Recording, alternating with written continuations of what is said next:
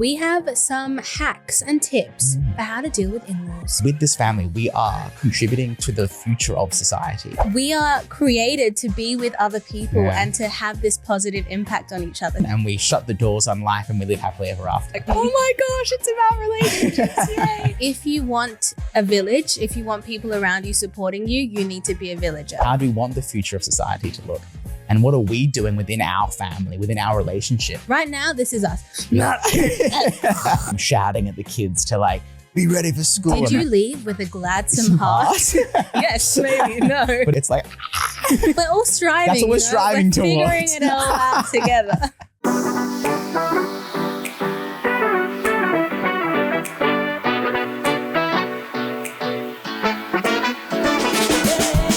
hello and welcome back to That Married Couple Podcast. I'm Nava. And I'm Kian, and we are so happy to have you with us here today.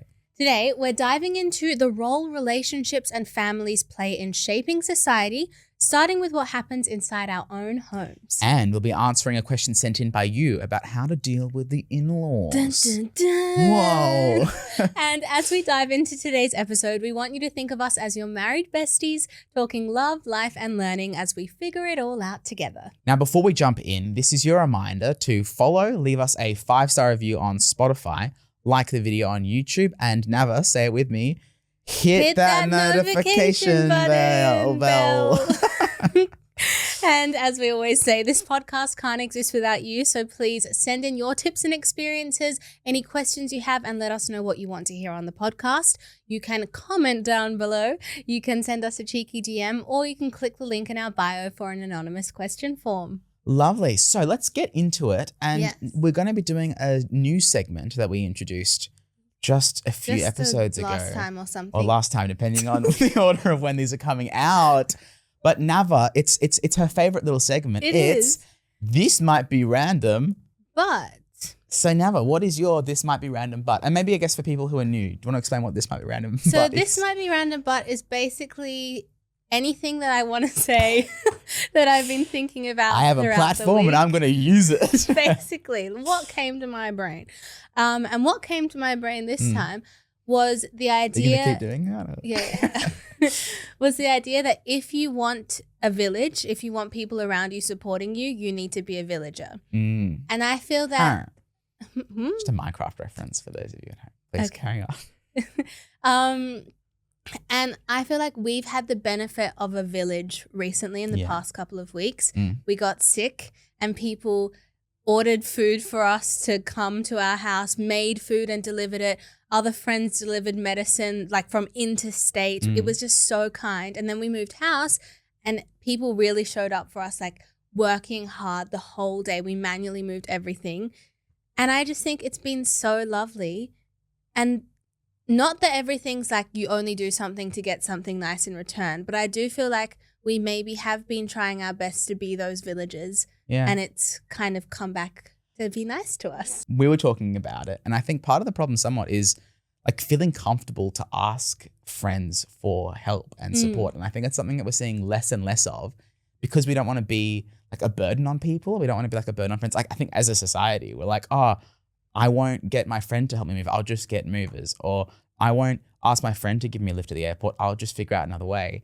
And it's almost like when we don't give that like request, you never have the opportunity then to have someone, I guess, be a villager and vice versa. And that's like, I feel like for us, like one of the things that we've tried to do now is like when we need help, like just ask for it because you never know, there might be someone who's willing. But then also it's like if someone needs help from us, it's like, please ask us for help. Like we're here to help you.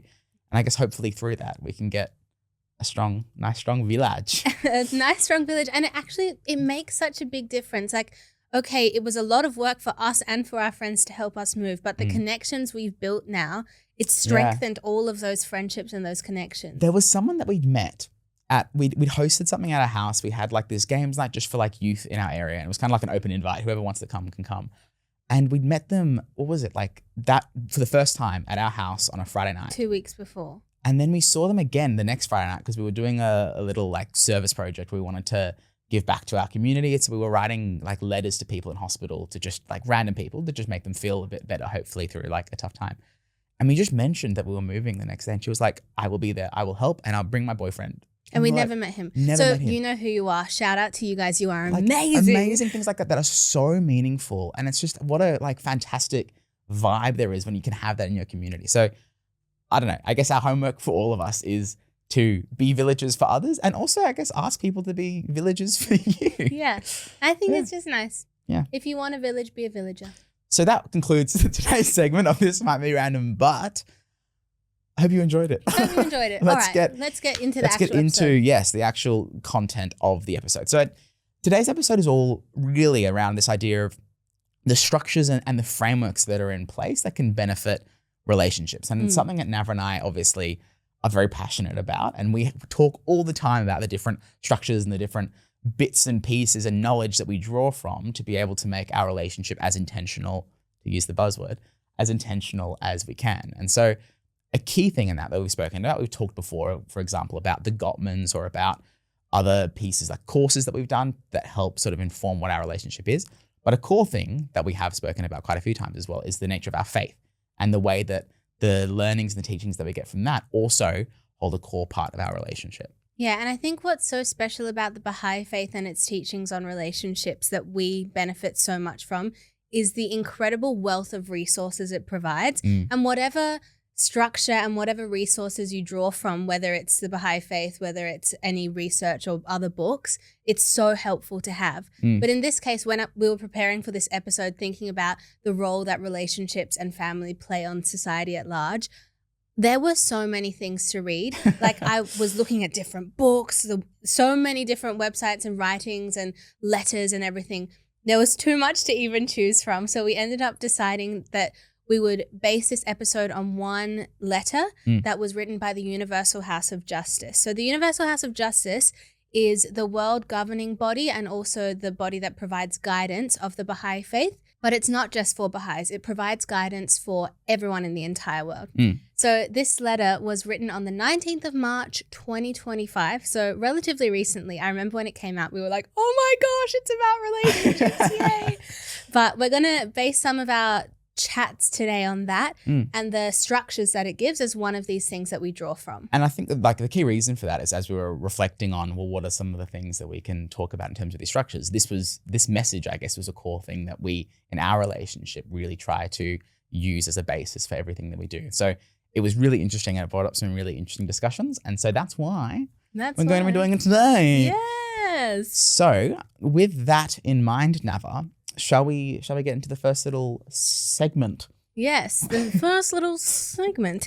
Basically, what we want to think about is this idea that our marriage and relationships in general can be more than just an end in itself. They have a broader purpose than just that. One thing that they do, and we talk about this all the time, so I'm sure you guys are like, yeah, I know what you're going to say, is it helps the two individuals in the relationship to grow and thrive in every aspect of their lives. So we have a couple of quotes to share on that. Do you want to read them, Kim? Of course. The married couple are true partners.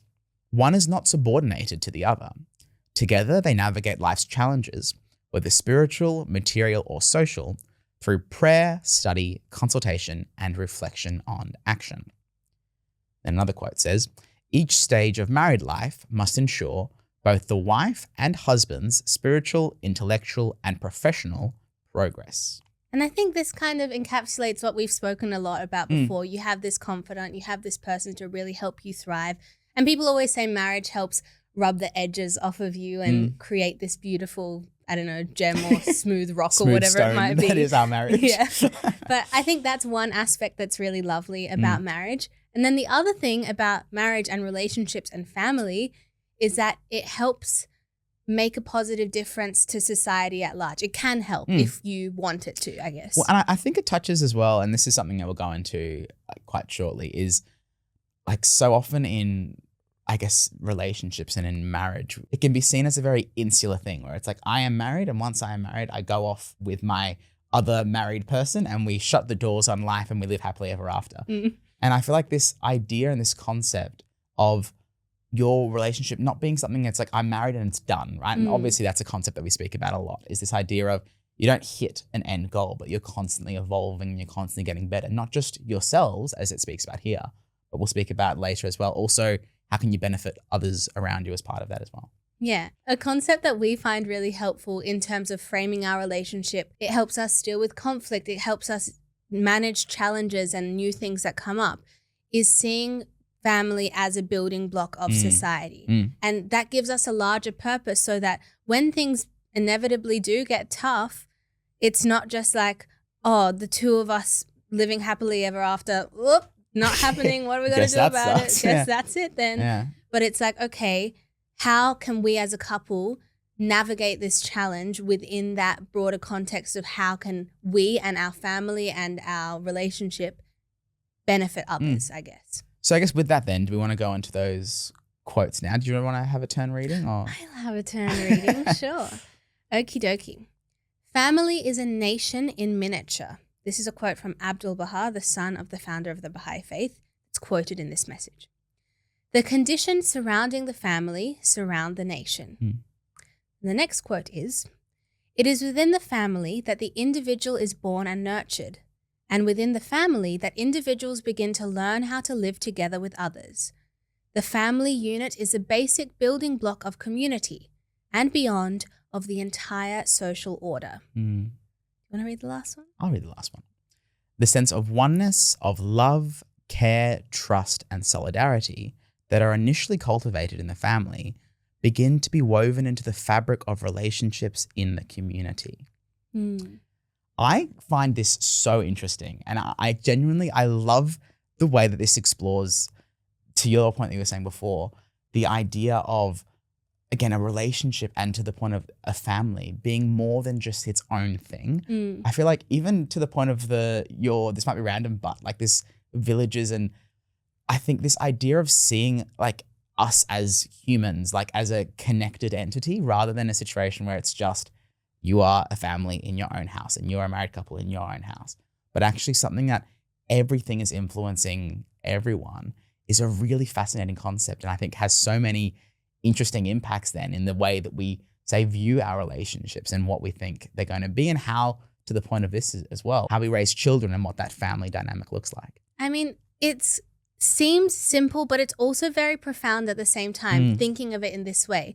And when we turn to like, I don't know, nature is what I was thinking of when you were talking. Everything's connected, all these symbiotic relationships.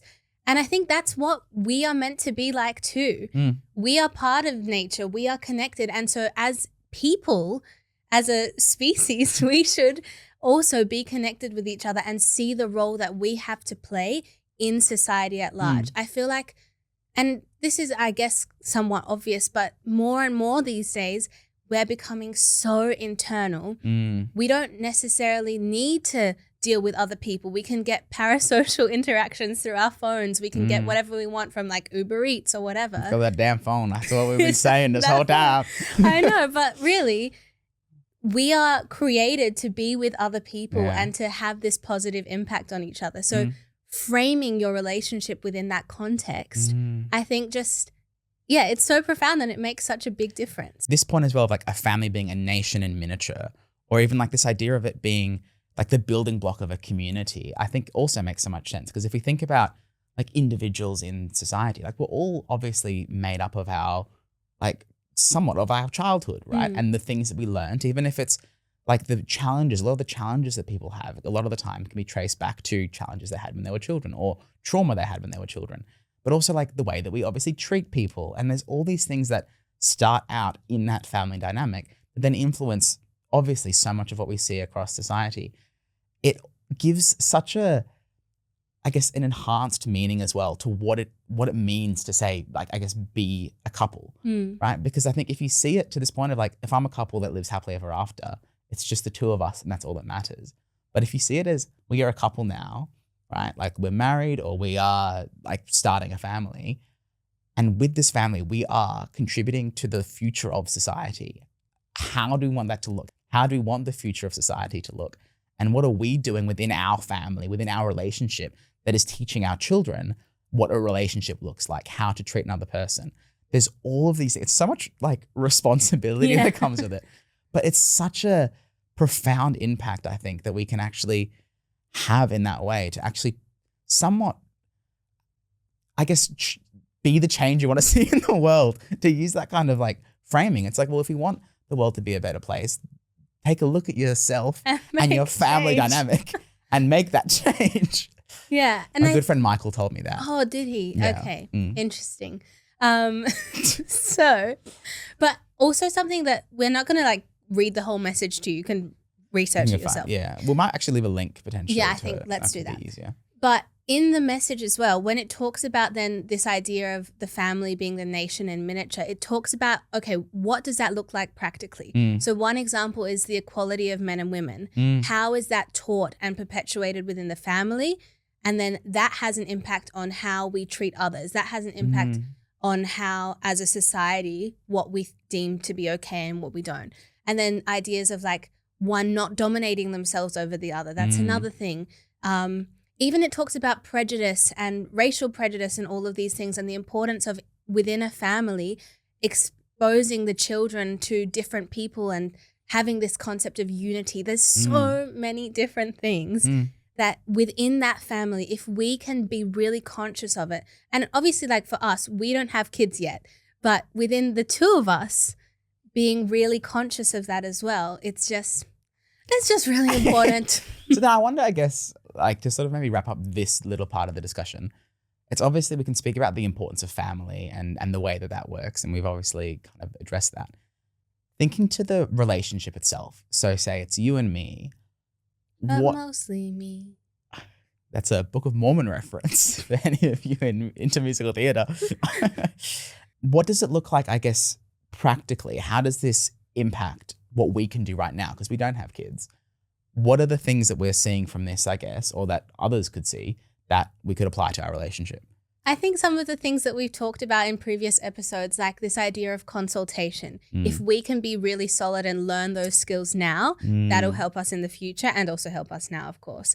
And equality, a lot of other things. Actually, it's a really good point. Essentially, it's almost somewhat like the things that we hold the mirror up and we don't want to see perpetuated. So it's like we don't like shout at each other, or like the ways that we see things in society of like arguments and taking up sides and being like strongly opposed. I guess within the nature of our relationship, to start that building block, it's implementing those things like you're saying, like consultation and other things. Also so interesting that reflecting in this, that so much of the things we're talking about are episodes that we've done. I know. Which I hadn't been aware of. But I guess it shows to this point of how, I guess, important this framework is in our lives. It then kind of makes sense then that sort of unconsciously that the things that we end up speaking about, which are the things that we found really beneficial for our relationship or we want to learn more about, are some of these things that are touched on here. Yeah. And there's this other concept that this message talks about and that we have found really useful. And it's the idea of, okay, conceptually, we're on board. We want to make the world better through our relationship and all of that.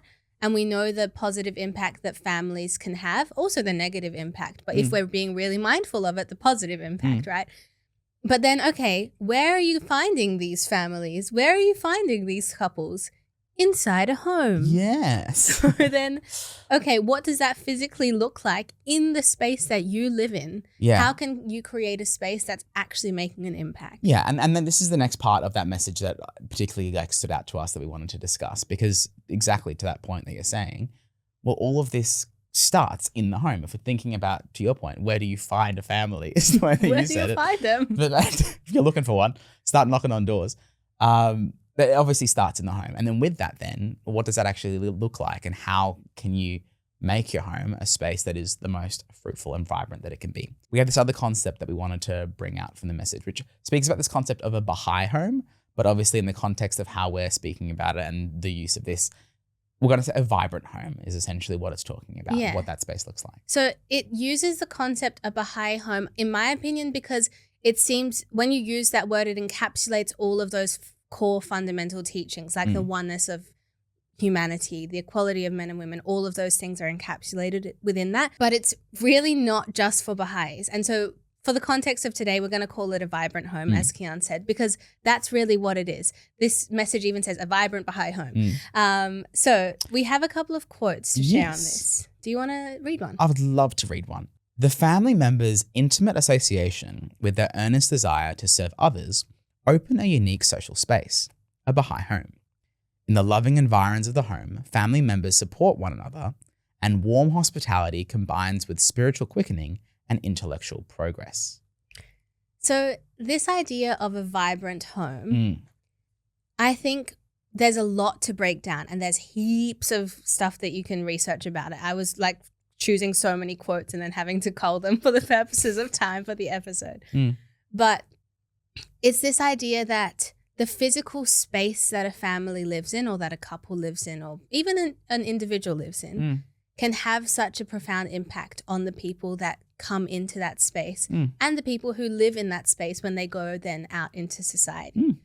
So I wonder if we can explore that a little bit more. Well, I think it's such an interesting element because I think there's almost two aspects to it, where you have like the actual like physical depiction of the space, I guess you could say. But then there's also like somewhat like the spiritual environment of the space. And I think that really comes into maybe like the family dynamics that are actually like in play in that environment. Because I feel like almost everyone can think of a home that they felt like safe in, or they felt this feeling in of, whether it's joy or laughter, or you go there and you feel like happy and you're like, wow, like you can feel like, there's someone saying like the spirit of a space. And when you leave, you feel warm. It doesn't have to be the house that you've lived in, but when exactly. you go visit it could someone, be someone's house. Like and it's that. like, whether it's like from your childhood or whether it's like a really close friend that you like, it's that place that, you know, feels comfortable and you feel that spirit in it. And I think maybe like a key part of that as well is thinking of this idea of family, and the way that, say, the family interact with each other is potentially a part of that as well. Like when you come into the space, it's not the mum shouting at the kids to like, be ready for school and like chasing around with like a flip-flop. Like that's obviously maybe going to be like, oh, but is it like when you see the kind of the ways that maybe the family's interacting with when others are around, is there like a spirit of like service in the house where like the kids come and like, I just feel like I can picture what that house looks like, and it makes me feel all sort of warm and happy when you have that sort of, I guess, that more, I say spiritual side, like that, I guess, like that warmth and that love and that it's joy. like the intangible sort of feeling that exists in the space. But then there is also, I think, an element of this is also like the tangible space as well, and how your home actually, like, I guess, looks and feels. Yeah, I feel like it's useful to, let's maybe try and pinpoint like what are some of the things that would make a home feel vibrant and would make someone enter that home feeling however they might be feeling, and then leave it with this joy, because that's ideally, like, I would love for our home to be that space where people come and they have the weight of the world on their shoulders, and then they leave and they just feel loved. And so we're going to be running surveys. So this is a call out. Come to our address and just let us know how you feel. Let us know what we can be improved upon. Maybe we should start doing a survey when people come and leave. 5 stars. Like, there's like sometimes in the bathrooms they have like the smiley middle frown. Maybe we can implement that. Maybe. But okay, let's think practically. What are some of the things that would encapsulate this vibrant home? I think like the main one that I remember, like, because we were chatting about it, and the thing, we had a conversation a couple of months ago about when it was actually maybe when this message came out, or we were talking about the idea of it. And we had this reflection of our house being clean, because we love having people over at our house. It's a real joy of ours to be able to host people, and it's something that we love doing, even though our apartment's tiny and we squeeze everyone We're like, in. Get in! But one of the things we realize is we also like love, like I think everyone does, to this idea of being like a village, the bit you were saying before, being a space where anyone can come over and feels welcome to come over at any time, where they don't feel like you're like they're invading your space, or like, and they just feel like no, like I want to see these guys, I'm going to come about, I'm going to knock on the door, I'm going to be there. And we love that idea. And we were reflecting, and we realized that a key part of that is like keeping our house tidy, as like crazy as it sounds. Yeah, it seems like it wouldn't be relevant, but then it is. Because we realize that like we always want people over, but the one time that we might say no to someone is it's like, well, the house doesn't look nice, like it's a mess, we haven't been able to clean it, it's embarrassing. Most embarrassing is that voice crack. Far out. That was well timed. It's embarrassing when someone potentially like comes over and it's like, oh, I haven't cleaned, or like my washing's out and all these other things. And so we were reflecting and going, wow, well, we should do what we can to keep our house constantly in a space where if someone was in need or wanted to come over, that they could always feel comfortable, and we can always feel comfortable knowing like, oh no, like our space is always open. That's one thing I really like. I think another thing that I've been reflecting on when we host that I really strive to do is to make things low pressure, but loving. Like the spirit is more important than the execution. So I used to sucks when you're trying to shower, but that's okay. Everything else is fine. I used to want to host and like make sure it was a fancy dinner and it was nice and whatever. Now I'm like, okay, let's order pizza, come over. Yeah. Or like, all right, everyone bring something random, come over. To just have this flow of everything being open and relaxed and comfortable and just low pressure. Maybe sometimes we want to have something fancy, but it's not that it has to be that. And then I feel stressed and the guests feel awkward and then whatever. That's a really good point, I think, because I think it's this idea of like hosting and us shifting what we understood hosting to be. I think we used to understand hosting as like, I've never seen My Kitchen Rules where they go over to each other's houses. Yeah. It's one of those shows. And it's like, I feel like it's like you're putting on your dinner party and everyone's, and I think to your point, shifting it to being just, we're just creating a space for people to enjoy themselves and like have fun and laugh and stuff. So some other, let's just like power through. I think something else is I love having music in the house and also prayers. Like when I feel this, it just feels like I don't even know how to explain it. But when there's a bunch of people over with a guitar, singing songs, singing prayers together, it just feels really lovely. And I think that's something special as well about this vibrant home, having higher thoughts than just like, oh, what's on TV tonight or what are we having for dinner? But thinking about people around us and trying to make a positive difference, having these prayers and quotes and whatever it might be in the home. I'm also then, I'm going to skew it now to also like, it's like there's the I guess the hosting or the being open to others bit. Shifting it now to the two of us and our relationship and the way that the two of us create like this vibrant space. I think a key part of it as well is the way that we interact with each other, just the two of us in that space. That it's like, I can imagine if it was a place where if we were like fighting and yelling or like, I don't know, I'm not like a super, how would you say it? Like, ooh, like the walls can hear you and they keep the bad energy in a space. Like that's not me at all. But to a certain extent, I'm reflecting and I feel like if you had like a massive disagreement or something in like the kitchen, like, I don't know, like that feeling kind of like being there. Feel like the tension maybe. Maybe I like just like in general that it's a space where we're constantly trying to be, I guess, our best selves whenever we're in that space. And I think really contributing to that as a couple. I wonder, is there anything else is like the couple itself, like bringing it into what I can do, what you can do in that space right now to make it. Obviously tidying up is something that we can do. Tidying up, always speaking to each other nicely. I think for me, I really like praying together in the morning and the night, things like that. Even things like, I just feel that everything is connected. It's all connected. Manifest. Manifest, the TV show. But things like eating dinner at the table together, like being very intentional with everything that we're doing so that we're creating this beautiful atmosphere and this beautiful space, even when it's just the two of us. Right now, this is us. We just eat in front of the TV. We die. Well, we've been sick for the past couple of weeks. Yeah, it's been a rough start to the year. Honestly, fair enough from us. But yeah, these kind of little habits that just create this sense of peace. I was going to say with that as well, I love this idea of people listening in and like imagining this house that's like a little oasis and this little birds chirping. I'd love to cut to what our house currently looks like. Because we haven't put stuff away from the move yet. We've been moving and it's like, but yeah. But we're all striving. That's what we're striving towards. We're figuring it all out together. Lovely. All right. So I think before we go to our question time, to end this segment, we wanted to read one final quote, which is a quote from Abdu'l-Baha again that encapsulates this vibrant home. You want to read it, Nava? Yes, sure thing. My home is the home of peace. My home is the home of joy and delight. My home is the home of laughter and exultation.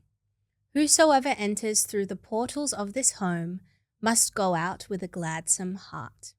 It's so sweet. It's so lovely. I want my home to be like that. So we should get one of those little rating things, but they have to leave. Like they're not allowed to leave until they press green. It's like, did you leave with a gladsome heart? Yes, maybe, no. But if they haven't left with they're not allowed to leave unless they have a gladsome heart. So we just keep on entertaining them until they get to that stage. Okay, great. Excellent. This now means I think that I'm hearing something. I'm hearing something in the it's musical walls. Genius. Musical. Oh, okay. Are you ready, everyone? It's question time with Nava and Kian. Yeah. Very good. That wasn't as bad as some of the ones I was I've done. honestly embarrassed about the quality of the last one, so I thought I'd just step it up. I think we should do like a super try hard one. Bring in a band one time. That would be cool. Yeah. You know, is that a... No, I can't sing that on the pod. No. What is it? No, What nothing. was it gonna be? Cop cuties, cuting on duty. Like how they have that band. This is from the show The Rookie. I was like, can we have a whole band that randomly is just here singing to the audience? Expressions of interest are also open. Put your band down in the comments and look, we'll love to have you if the studio allows us. Random episode with a whole band. I'm getting nods in the background, so I think we're good. Amazing. Perfect. So let's go into our question today. And Nava, we said before, this is about handling in-laws. Yes. So the question is, how do you deal with in-laws, especially when values or approaches don't align? And actually, we've had variations of this question a few times. So we have explored it briefly last season, like back in the day. But we have some hacks and tips for how to deal with in-laws. And I think it's like, this is something that we could speak about in so many different ways because there are so many, like it's such a fascinating relationship, like for so many reasons. I think, and there's so many different, like some challenges that people have, some amazing like stories and connections that people have. And it's this really special relationship in your life that always has more to talk on. So yeah, because it's very different from any other relationship. Like with your family, you're born with them and you're blood related and you love them because of that. With your friends, you choose them. With your in-laws, you low-key don't choose them. But it's so interesting because like in every relationship in your life, you choose someone except for your family. Your in-laws, you've chosen their family. And so you've kind of chosen what they did. Yeah. But so you've kind of chosen them, but yeah. All right. Shall we get into it? Yes. Let's shall. So I just want to start by prefacing that we are quite lucky that we are related and we are in that we are cousins. This is my sister. We're not cousins. We're not related. But we are by marriage. Yeah, but anyway, not by blood. I don't know what's going on right now. But just get a conspiracy going. No, thank you. Conspiracies in the comments below. But we're very lucky that our families are very aligned. They love both of us a lot. And so we haven't had to deal with the like monster in-law, I hate my in-laws situation. Yeah. But that's not to say that naturally challenges haven't arisen as they do in literally every family that exists ever. And every relationship that exists ever. There's always going to be challenges that you overcome because that's what a relationship is. Yeah. So one of the challenges that we faced, especially if people are not yet married, this was something like just to be conscious of, is that when Kian and I were getting to know each other, I lived in Brisbane, which is where his family lived. Lucky his family. Unluckily for my family lived in Adelaide, which was in a different state, and we were getting to know each other through COVID. So people couldn't visit, which means for their daughter, meeting someone for the first time and getting in a serious relationship and then getting married to some random person, that was something that I'm sure would have been a bit of a challenge for my family, and they slayed, but we had to deal with that. And that was one thing that came up in our And it was a challenge for both of us. Like, I think it's obviously such a special relationship that you can have with your in-laws. And I know, like, starting out, it's like I wished that I could see them more and I wanted to see them more. But then also, to their point as well, I think they saw me maybe like max 2 times before we got engaged. That's actually crazy. In person, yeah. Oh, and like we spoke over the phone and stuff. But like that's to make such a big decision, and like I can imagine how difficult that must have been for them. And then I think for us, that was the thing that we kind of had before we got married, was just like physically not being able to meet the in-laws. But then once we got married, that's when the more in-law-y stuff, I guess, comes up, because you're then starting that new family and you're moving away from your parents and you're, having that connection with just the two of you. And I think that's where maybe our interaction in terms of saying how do you deal with in-laws may be more beneficial to this conversation. Yeah. And so I think on that then, like particularly with the question that was sent in about like how to deal with in-laws, especially when values or approaches don't align, I know one of the key things that really helped us in our relationship, particularly with in-laws, was starting from a place of empathy and like understanding as to where they were at. Because something like we've spoken about a lot is like these people that are your parents, they're also like people living their own lives. They are going through. This is their first life. Like sometimes this is like in our situation, it was both of our parents. It was the first time their child had ever been married. And so like maybe worries that they had or like all these things. It's like, well, it's coming from a rational place. And if you can usually empathize with where that person is coming from, it really helped us, I think, start from a place of like understanding, I guess, and seeing it like not as like a challenge or something, but this is actually like a valid thing to be raising or a proper place to be coming from, which I think really helped us, particularly if maybe we weren't at like the start, if there was a situation, I can't think of one, but if there was a situation where we weren't fully aligned, it was like, oh no, this is where that's coming from. And therefore we could then move towards a place of unity. So empathy and understanding is the first principle that has helped us. Do you want to say the second principle now? The second one is maintaining loving and respectful boundaries.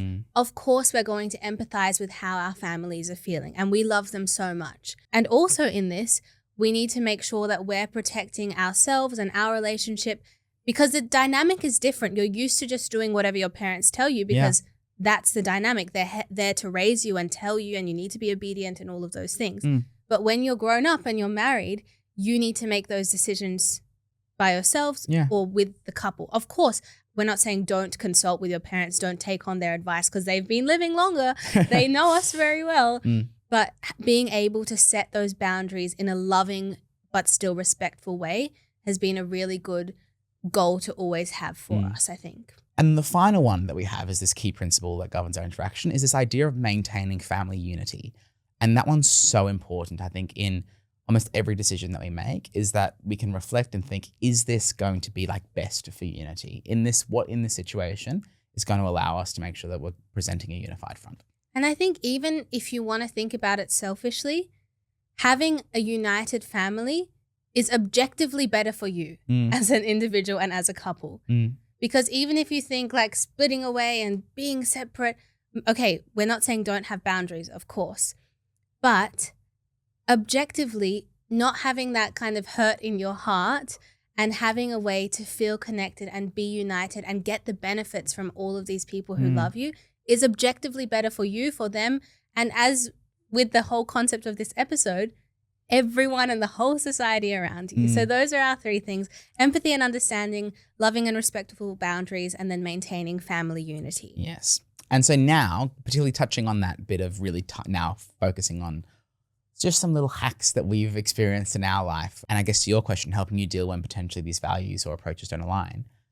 What are some of the hacks that we have now? Should we start going through some of these? Yes. Okay. So the first one is kind of related to the empathy thing, but it's always having open communication with our in-laws and with our family and not hiding things, especially I think when we were getting to know each other, not hiding things, sharing how we were going with our relationship and how it was developing, and then understanding that this period is a big period of change for our in-laws as it is with us as well. So just being very understanding of that. Yeah, and obviously with that as well, it would be a united front where we would go and have a conversation about maybe a challenge we were having and then go speak to them about it. It wouldn't be a situation where one of us would go off and say, I'm having this problem with Nava per se. Yeah. It would usually be much more of a united place. Yeah. When I say open communication, what I mean by that is like, I'm getting to know Kian. Kian and I are now thinking about this stage of our relationship rather than springing a rando person on them. Exactly. That's what I meant. But always making sure we're maintaining the unity of our relationship as well. So that point is all about maintaining a united front. One of the things that we did